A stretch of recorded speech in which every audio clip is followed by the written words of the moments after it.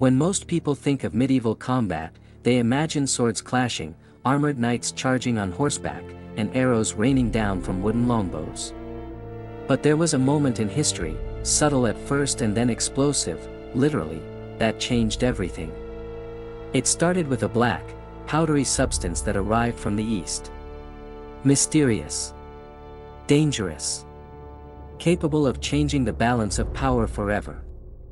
This was gunpowder, and its rise in medieval combat didn't just end the age of chivalry, it rewrote the rules of warfare, strategy, politics, and even the architecture of the world. The story of gunpowder doesn't begin in Europe. It begins centuries earlier, in ancient China. During the Tang dynasty, alchemists searching for the elixir of immortality accidentally stumbled upon a recipe that did the exact opposite. It created fire, explosions, and devastation. They combined saltpeter, charcoal, and sulfur, and what they found was not a path to eternal life, but a formula for death and destruction. Early Chinese inventors quickly saw the potential. Fire arrows, rockets, primitive grenades, even landmines. But it wasn't until this invention traveled along the Silk Road that it began to change the fate of civilizations far from its birthplace. As gunpowder reached the Islamic world, it met engineers and scientists who understood its potential.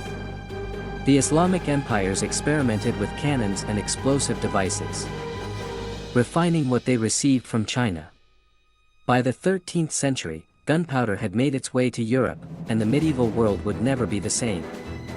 At first, European rulers didn't quite understand what they had.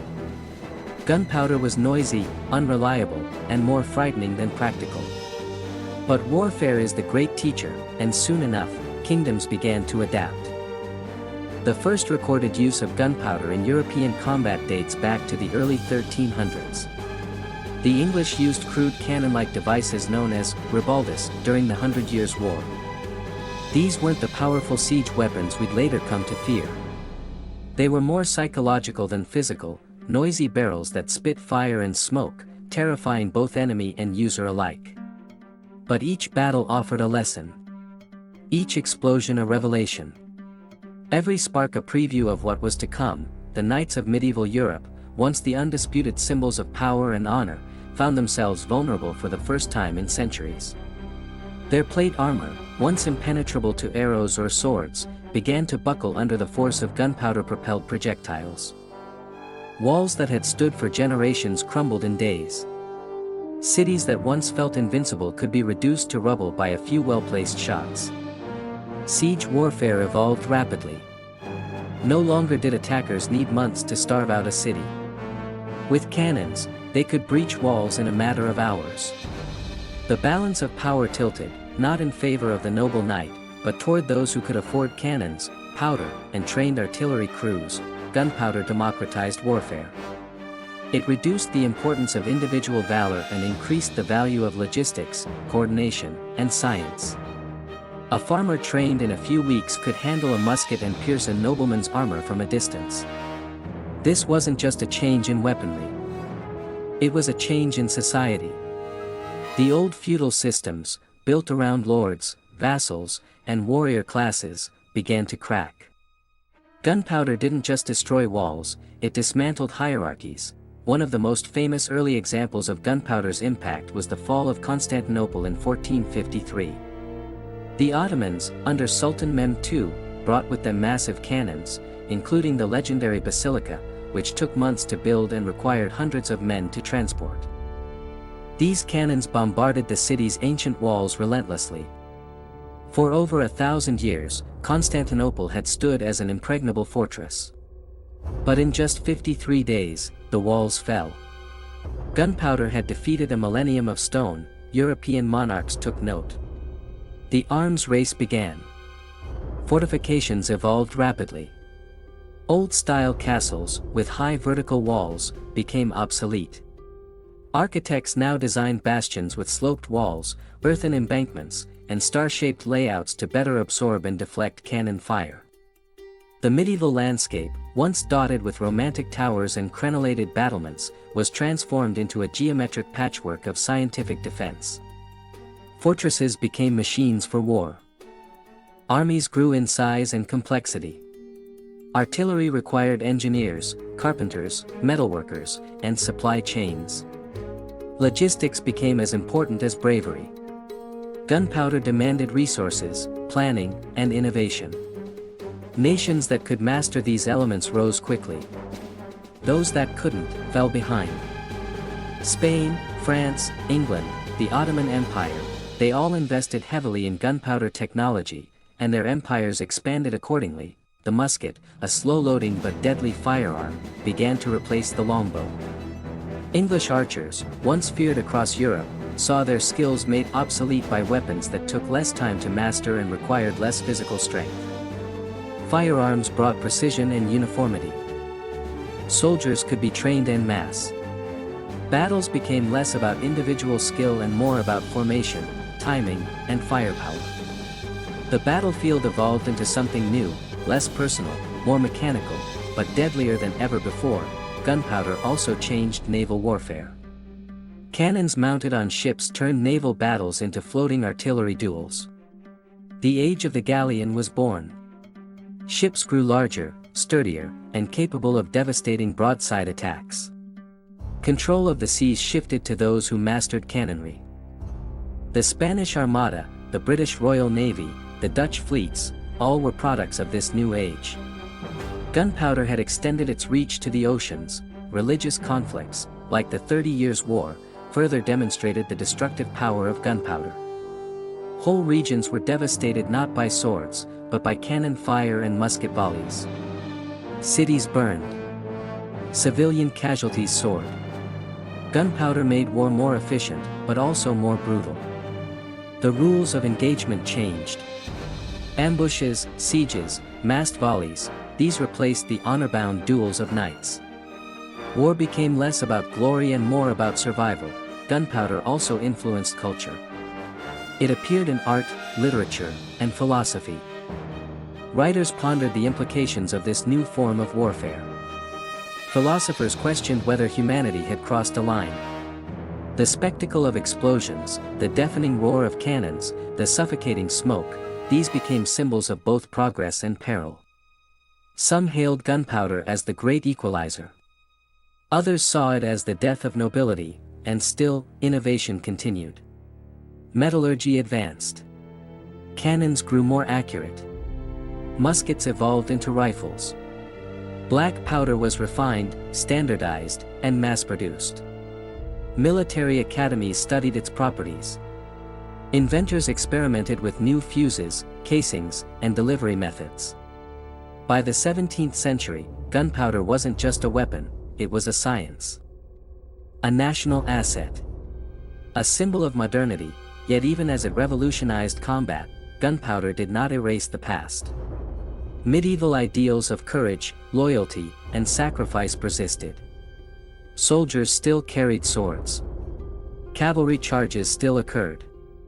But these moments became less frequent, more symbolic than practical. The age of the knight gave way to the age of the gunner. And with each generation, the echoes of that transformation grew louder. As gunpowder continued to dominate the battlefield, it became clear that warfare would never be the same. Armies that once relied on brute strength and heroic charges now depended on synchronized volleys, precise timing, and technical superiority. Victory no longer belonged to the strongest warrior but to the side with the best artillery, the most reliable gunpowder, and the ability to adapt tactics on the fly. Gunpowder had leveled the playing field, and strategy had overtaken valor as the most valuable commodity in combat. The military revolution brought about by gunpowder also reshaped the political map of Europe. Kings and rulers who could centralize power and fund standing armies became far more powerful than their feudal predecessors. No longer could local barons or knights resist a monarch's will with a castle and a private army.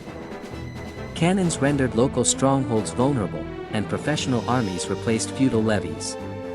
This shift allowed for the rise of nation-states, entities capable of maintaining permanent military forces, collecting taxes, and enforcing central authority over vast territories.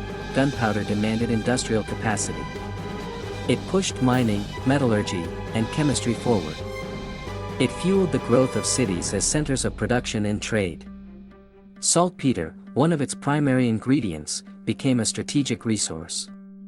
Wars were fought to secure it. Nations guarded their recipes and processes jealously. The very economy of war changed. Mercenary companies specialized in firearms. Gunmakers became some of the most valuable artisans. Black powder was no longer just a substance, it was a pillar of national defense and ambition. One of the most profound impacts of gunpowder was psychological. The sounds of battle were forever changed. Where once combat was filled with the clashing of metal and shouted commands, it was now dominated by explosions, smoke, and the terrifying whine of projectiles. Soldiers had to adapt not only physically but mentally. Entire generations were shaped by the experience of this more mechanized and terrifying form of war. Across Europe, military doctrines evolved. The Spanish tercio, a formidable combination of pikemen and musketeers, dominated the battlefield for decades. Their formations, discipline, and firepower made them nearly unbeatable. But even this tactic would be replaced as firearms became more accurate and mobile. Linear tactics emerged, with rows of soldiers delivering synchronized volleys. Cavalry adapted, not disappearing entirely, but changing roles, from shock troops to mobile skirmishers and scouts. Meanwhile, outside Europe, other civilizations were undergoing their own transformations under the influence of gunpowder. In Japan, the introduction of firearms by Portuguese traders in the 16th century dramatically altered samurai warfare. Though at first resisted, muskets were eventually embraced and mass-produced during the Sengoku period. Battles like the one at Nagashino in 1575 demonstrated their effectiveness when Oda Nobunaga's forces used volleys of arquebus fire to break traditional cavalry charges. In India, the Mughal Empire harnessed gunpowder technology to establish dominance across the subcontinent. Babur, the founder of the empire, used cannons and firearms effectively at the First Battle of Panipat in 1526 to defeat a much larger army. The Ottomans, already experienced in siege warfare, continued to refine their use of artillery and firearms, becoming a dominant power for centuries. Even in Africa, the rise of gunpowder affected kingdoms along trade routes, where firearms began to influence both conflict and diplomacy. Gunpowder thus became a global force.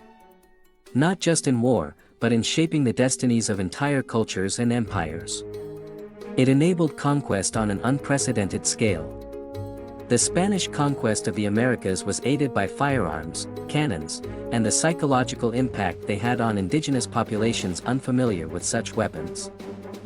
Though vastly outnumbered, conquistadors leveraged their superior firepower to devastating effect, forever altering the history of two continents. The spread of gunpowder weapons also brought new ethical debates. The devastation caused by sieges, the ease with which civilians could be caught in the crossfire, and the mass casualties seen in large battles led thinkers of the time to question whether progress in weaponry was truly a sign of civilization. But the reality was undeniable: gunpowder had rewritten the rules, and there was no going back. By the 17th and 18th centuries, gunpowder had become synonymous with power. Cannons adorned fortresses, lined ship decks, and thundered across battlefields. Muskets were standard issue in most European armies. Drills, uniforms, and discipline replaced the unpredictability of medieval war bands. Officers studied geometry and physics to calculate trajectories and optimize formations. The science of war was born from the chaos that gunpowder had introduced. This transformation extended beyond the battlefield. Governments grew more centralized to support their standing armies. Bureaucracies expanded to manage logistics.